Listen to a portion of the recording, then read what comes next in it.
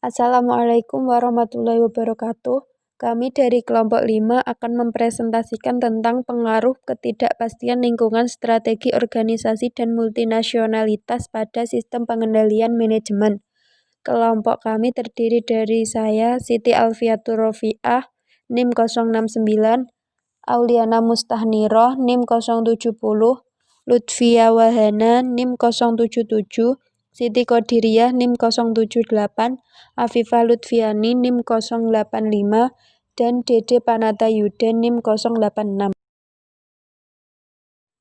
Ketidakpastian lingkungan. Ketidakpastian lingkungan mengacu pada seperangkat faktor luas yang secara individu dan sistem sangat sulit atau tidak mungkin untuk memprediksi masa depan daerah tertentu. Ketidakpastian memiliki pengaruh kuat terhadap MCS, sehingga ketidakpastian dapat membuat pengendalian sulit untuk dilakukan. Adapun beberapa alasan kenapa ketidakpastian membuat pengendalian hasil lebih sulit untuk digunakan, yaitu 1. Pengendalian hasil yang tidak efektif. 2. Ketidakpastian tahu cara merespon. 3. Ketidakpastian dikombinasikan dengan pengendalian hasil yang menyebabkan karyawan menanggung resiko yang kondisi tidak stabil. 4. Ketidakpastian yang tinggi cenderung memiliki efek yang luas. Strategi organisasi. 1. Strategi perusahaan.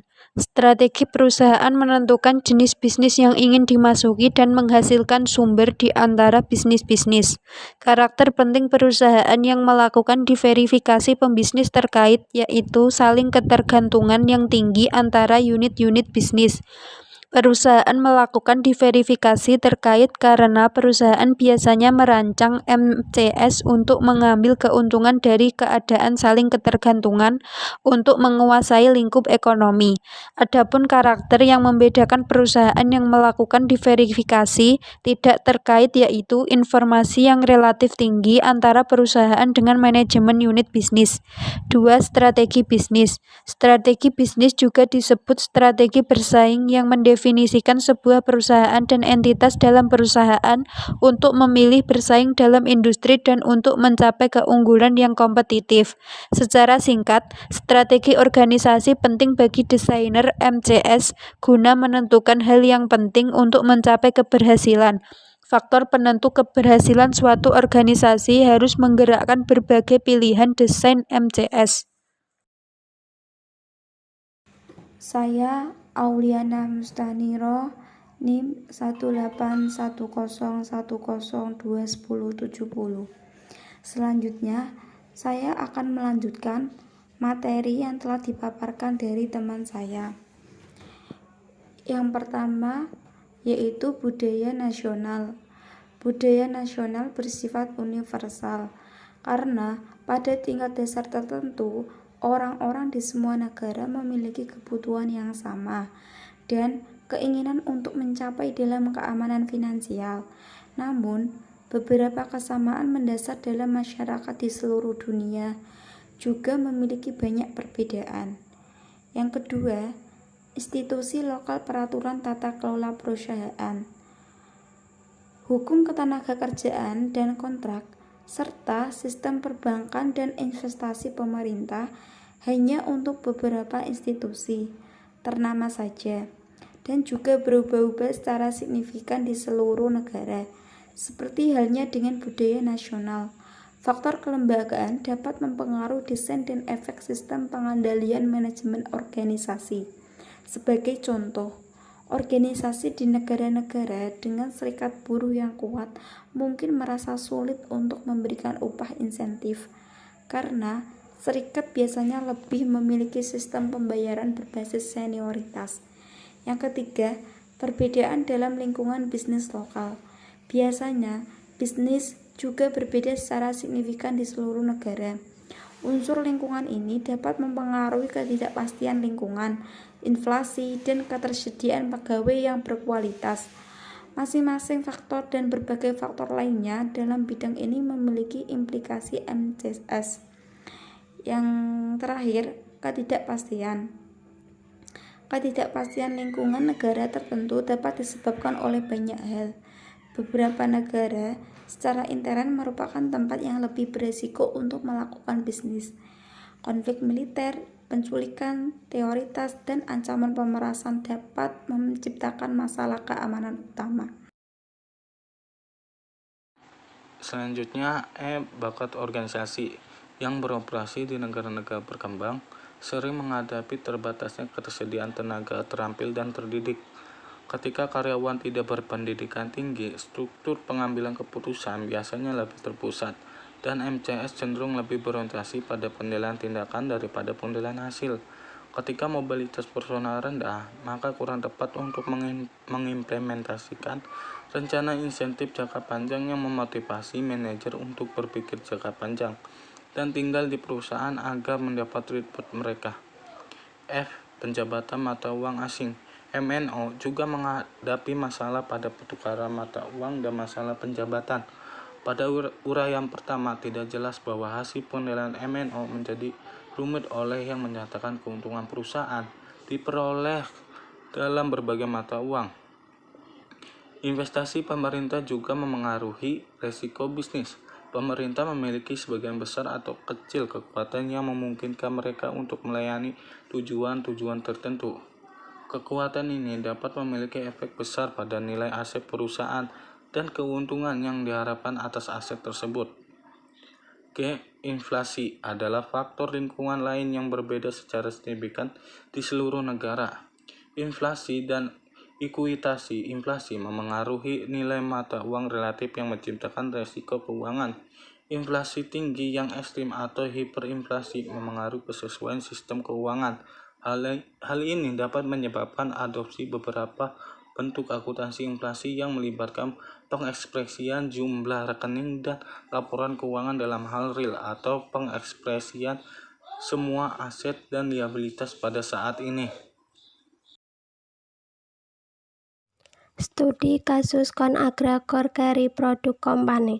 Pada tahun 1999, manajer ConAgra Core Carry Production Company atau CAGP mengubah sistem pengalokasian dan pengendalian pengeluaran perdagangan pemasaran mereka.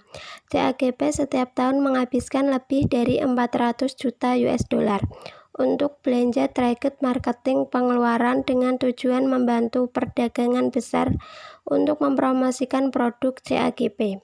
Oleh karena besarnya pengeluaran dan dampaknya pada keberhasilan bisnis, manajer CAGP khawatir terhadap kebijaksanaan alokasi dana.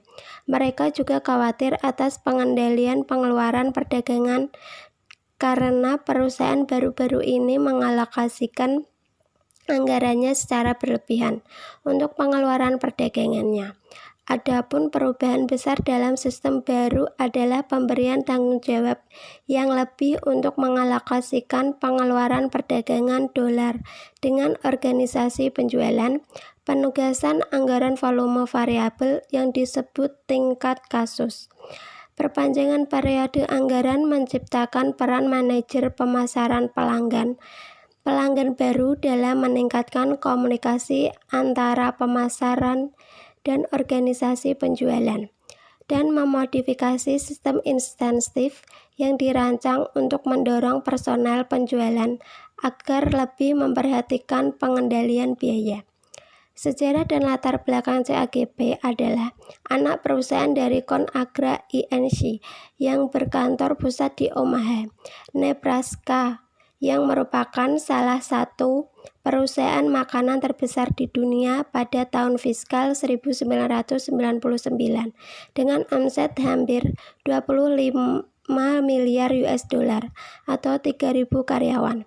Bisnis ConAgra beroperasi di seluruh rantai makanan.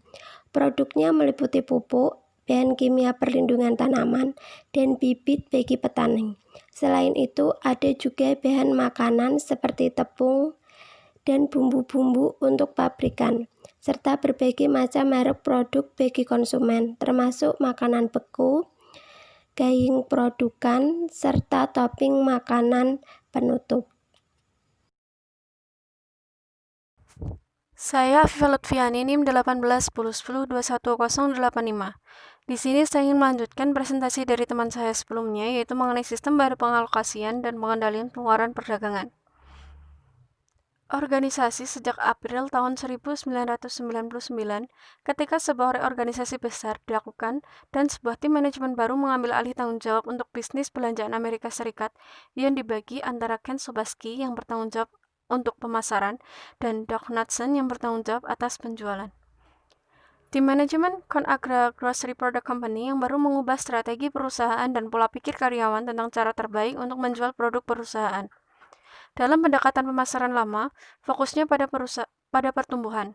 Sedangkan pada pendekatan pemasaran baru melibatkan lebih banyak fokus pada pengembangan ekuitas merek, yang berarti membuat konsumen lebih memilih produk ConAgra ini berpotensi dengan harga yang lebih tinggi. Pendekatan baru ini berasal keinginan untuk membangun fondasi untuk kesuksesan jangka panjang dan kesadaran bahwa ConAgra tidak berada di antara produsen dengan biaya terendah di industri ini. Permasalahan pada Januari tahun 1999, manajer di ConAgra merubah sistem mereka dalam mengalokasikan dan mengontrol pengeluaran pemasaran dalam perdagangan. Perusahaan setiap tahun menghabiskan lebih dari $400 juta untuk pengeluaran pemasaran perdagangan yang ditujukan untuk membantu pengecar kelontong mempromosikan produk perusahaan ini. Karena ukuran pengeluaran dan dampak mereka pada keberhasilan bisnis, manajer perusahaan sangat mengerti bahwa adanya perhatian alokasi uang dengan bijaksana. Mereka juga khawatir tentang kontrol mereka atas pengeluaran perdagangan karena perusahaan baru-baru ini melebihi anggaran pengeluaran perdagangan. Pada intinya, dijelaskan bahwa kesesuaian setiap pilihan MCS bergantung pada kesesuaian yang ada, sehingga mengadopsi MCS merupakan tantangan utama di lingkungan multinasional. Selanjutnya adalah pembahasan studi kasus. Yang pertama adalah sistem alokasi pengeluaran langsung lama digantikan oleh sistem alokasi variabel baru yang disebut dengan sistem tingkat kasus. Tingkat kasus yang dianggarkan ditentukan dengan mengambil total anggaran pemasaran perdagangan yang direncanakan untuk sebuah merek dibagi dengan volume yang direncanakan dan dinyatakan dalam kasus-kasus yang setara. Tingkat kasus aktual terrealisasi dihitung dengan membagi pengeluaran perdagangan aktual dengan jumlah pengiriman sebenarnya. Total pengiriman aktual termasuk promosi dan volume yang tidak dipromosikan. Banyak faktor yang bisa mempengaruhi tingkat kejadian aktual. Penjualan dapat mengurangi tingkat kasus yang direalisasikan dan memasukkan cap kasus atau peristiwa pemindaian. Sebagai pengganti pembayaran semua kasus yang dibeli oleh akun, dalam keadaan seperti itu, akun mungkin akan membeli lebih sedikit produk pada kesepakatan selama promosi dan mungkin akan membeli lebih banyak produk tanpa kesepakatan. Perubahan besar kedua yang tercakup dalam pemindahan ke sistem baru adalah memungkinkan 25 tim penjualan untuk menetapkan tujuan volume dan pengeluaran untuk masing-masing 2.300 poin pembelian. Yang ketiga adalah merencanakan target volume dan alokasi belanja perdagangan secara semi-tahunan bukan kuartalan. Perubahan ini dilakukan karena perencanaan kuartalan diyakini akan menghasilkan fokus jangka pendek. Dan yang terakhir adalah terciptanya peran baru manajer pemasaran pelanggan. Saya Lutfia Wahana, NIM 077 akan melanjutkan presentasi dari Afifah Lutfiani, yaitu pembahasan studi kasus. Manajer pemasaran pelanggan berperan sebagai penghubung antara organisasi pemasaran dan penjualan. Perubahan kelima melibatkan beberapa modifikasi insentif moneter untuk tenaga penjualan. Yang pertama, rencana bonus diubah untuk menekankan pencapaian tujuan perusahaan secara keseluruhan.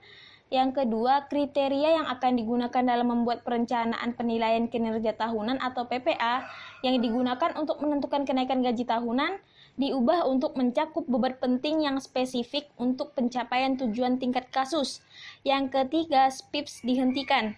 Manajer CAGP percaya bahkan dalam banyak kasus, SPIPS telah berkontribusi pada keputusan bisnis yang buruk dan berorientasi jangka pendek. Keempat, beberapa kontes di antara tim penjualan pelanggan ditawarkan. Selanjutnya, masalah dan isu-isu. Secara umum, manajer CAGP senang dengan sistem yang baru ini. Secara khusus, Mereka berpikir bahwa ketegangan antara pemasaran dan penjualan telah mereda karena sistem baru ini memiliki personil di kedua organisasi yang bekerja menuju tujuan yang sama. Masih banyak kekhawatiran tentang sistem baru ini. Namun, beberapa orang percaya bahwa perubahan lebih lanjut harus dilakukan. Organisasi penjualan menghadapi tantangan terbesar dalam beradaptasi dengan sistem tingkat kasus baru. Banyak manajer penjualan telah berada di lapangan selama 20 tahun atau lebih dari 30 tahun. Dan sampai saat ini, mereka terutama terfokus pada volume. Mereka cenderung berfokus pada tujuan jangka pendek dan mendapatkan produk di gudang pelanggan. Banyak personel penjualan dan pelanggan CAGP berharap CAGP dapat beralih ke proses perencanaan tahunan, bukan setengah tahun. Beberapa pelanggan, terutama prihatin dengan ketidakfleksibelan penggunaan kelebihan dana yang dihasilkan terlambat dalam periode 6 bulan.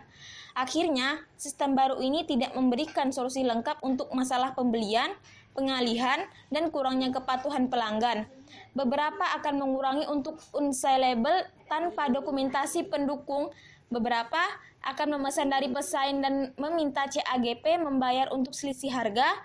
Dalam banyak kasus ini, manajer CAGP menyimpulkan bahwa mereka hanya memiliki sedikit bantuan kecuali mereka bersedia mematikan pasokan produk pelanggan. Sekian presentasi dari kelompok kami. Mohon maaf apabila ada kekurangan kata dan salah dalam pengucapan kata. Wabillahi taufiq wal hidayah. Wassalamualaikum warahmatullahi wabarakatuh.